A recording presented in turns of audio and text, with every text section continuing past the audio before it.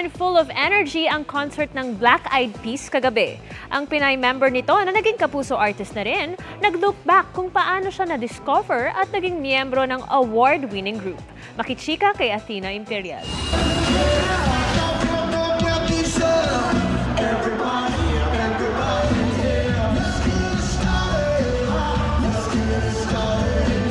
Fit for their comeback concert ang first song ng Black Eyed Peas na Let's Get It Started para sa concert party kagabi sa Pasay. Ang hit single nagpasigla sa excitement at energy ng crowd. Sustain na sustain sa buong concert dahil na rin sa lineup ng performances ng award-winning hip-hop group.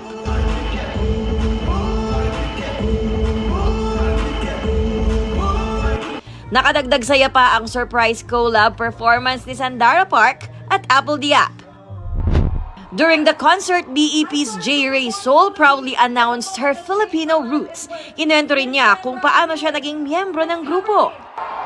Yes, I started from the Boys Philippines, and the moment that changed my life is when this man right here discovered me. So from a small town girl in Laguna to now touring all over the world with the Black Eyed Peas. Make some noise for Apple Diap, everybody.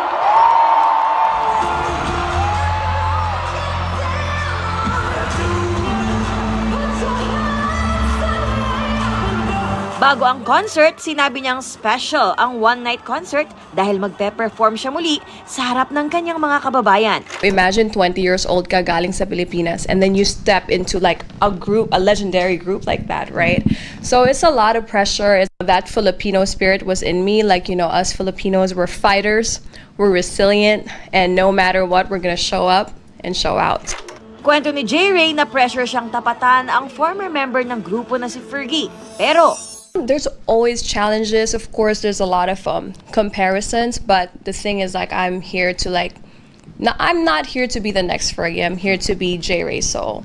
Bago maging miyembro ng Black Eyed Peas, nakilala rin siya bilang Jessica Reynoso, grand finalist ng second season ng Popstar Kids. Naging kapuso artist rin siya.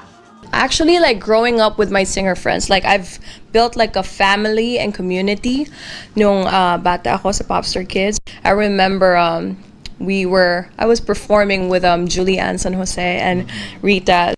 Bago rin ang concert kagabi, binisita ng Black Eyed Peas ang hometown ni Apple Diap sa Pampanga.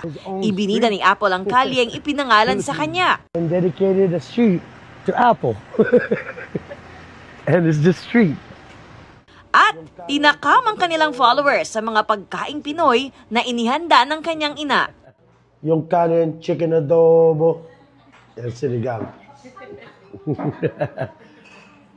So this is a traditional Filipino comfort meal. Athena Imperial updated sa Showbiz Happenings.